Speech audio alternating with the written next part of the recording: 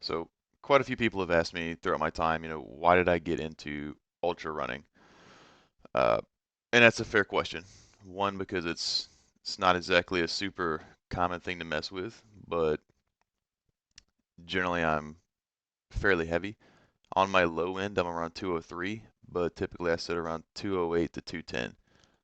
Normally I do a lot more heavier weightlifting, and although I do like to run, I'm normally not running much more than 7 miles, and I'm trying to do it pretty fast. Normally my 5 miles are around 31 to 32 minutes. Uh, 2 mile run time, typically sitting at around a 13 flat, and that's at the end of the APFT or ACFT, depending. So I mean that's kind of what I prefer is that kind of stuff, being able to ruck run for a long time, etc.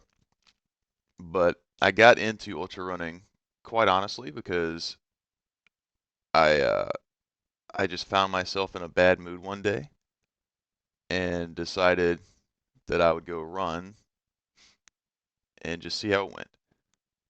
And I went out and I ended up running around a little bit over a half marathon with really no prior training. I'd never ran more than 9 miles in my life, and that had been years and years ago at that point.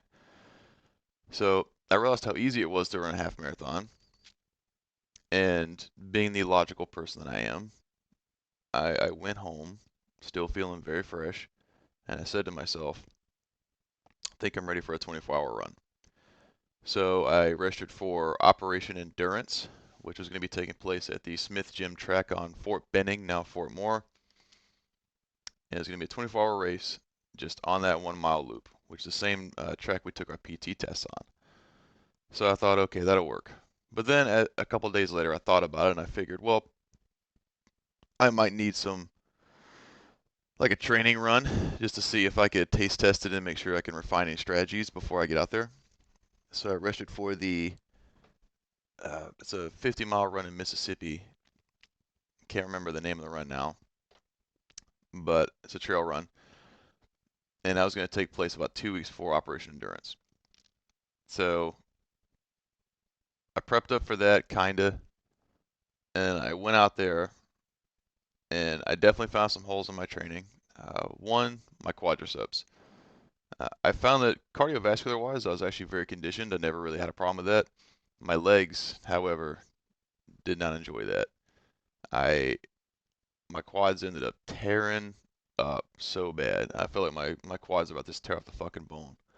So I learned my lesson there, and I learned not to rely on aid station nutrition. I had brought a lot of my own stuff, but I had set a really good pace for a marathon, and I kind of got a little happy and excited, and I didn't want to stop back and refill my supplies, so I just used the aid station head, and that turned out to be a massive mistake. So that led me down a pretty bad path of extreme GI distress, feeling terrible, and just dying. So, although I was doing really well, I ended up around mile 30, I just kind of disintegrated, and I struggled to get to mile 40.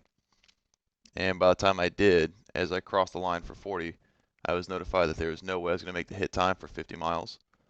So they gave me the option to either try it and, take a DNF, or accept it and get it bumped down to say I only ran 30K.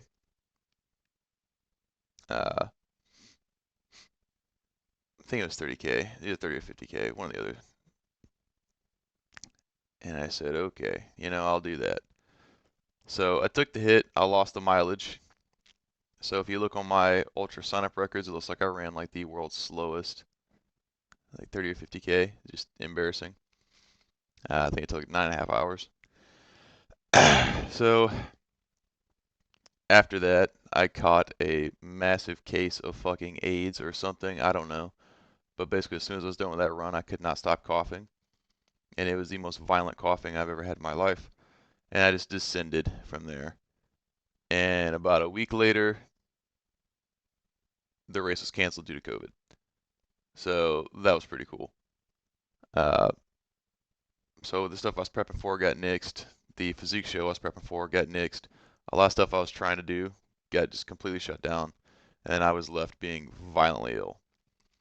So I didn't compete again until I got to Alaska, and then I found the Alaska Endurance uh, 24-hour trail run, and I did that a few times, twice, I believe it was.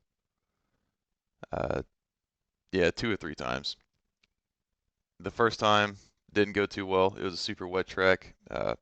Ended up losing my nails pretty quick, and I just found that I honestly just did not care enough to endure through that pain, so I kind of bailed out pretty quick. The second time, I was in the most mentally distraught state of my life. I've never felt worse ever. So I went there after I went a couple of weeks without really eating and training or sleeping for that matter. So I went there like very close to just taking the Remington retirement plan. I was really just not doing good. And I tried it anyway, partially with hopes that my heart would just fail me while I was doing it. But unfortunately, because my heart rate was so all over the place, jogging at about 6 miles an hour would send my heart to around 185 beats a minute, which was extremely unreasonable and left me feeling like I was going to black out every time I picked up a light jog.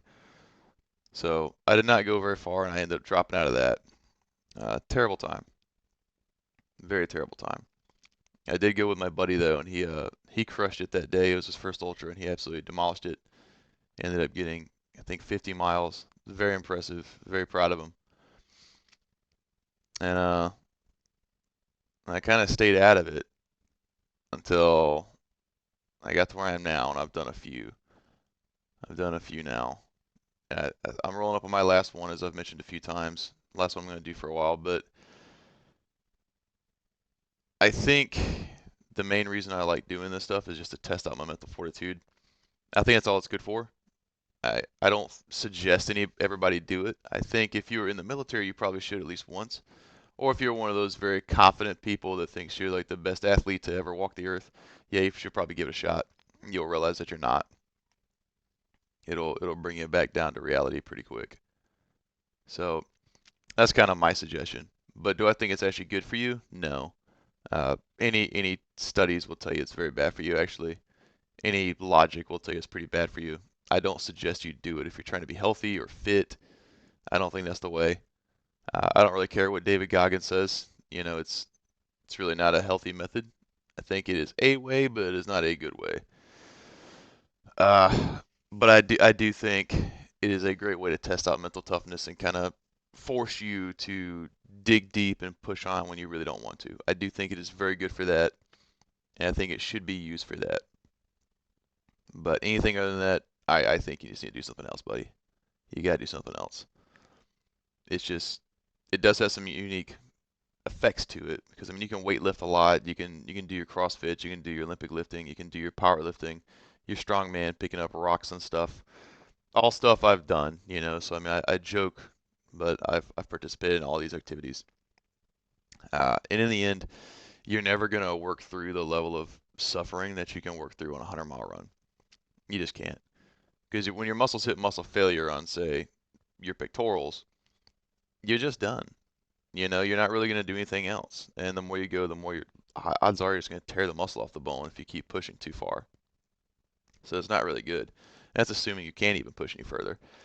With endurance sports, though, you can always walk. It is very hard to get to the point that you cannot walk.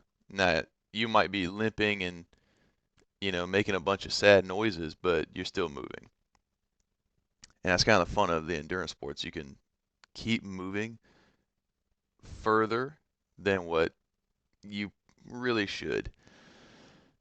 Again, unlike weightlifting where your body just quits on you, you cannot execute anymore. With endurance sports, you can keep performing. It'll be shitty, but you can perform. And I think that's what allows you to get that extra experience with mental toughness because you just can't simulate that any other way. But overall, that's how I got into it anyway. That's what's kept me in it. But I'm definitely dropping back to just one a year or something like that, maybe two. And I'm going to get back to doing other things. I've lost way too much strength, way too much muscle. I'm looking very, very average these days, and I'm not okay with that. Again, anybody that knows me knows I'm about as shallow as a plate of cereal, so I do care about how I look. and I'm not digging it. My quads have lost a ton of size. I'm very unokay with that. But overall, endurance sports is something I think you should consider at the least. But I'm not gonna sit here and tell you it's the best thing. I'm not gonna lie to you about it. I'm not any of these ultra runners that just that's all they can think about doing. I don't like it that much. I can see the practicality in certain regards, but it's not that great. There's other ways to do anything else that it offers you except for the mental toughness. There's a better way. But there's an answer to that question anyway. That's about it. I'll see you.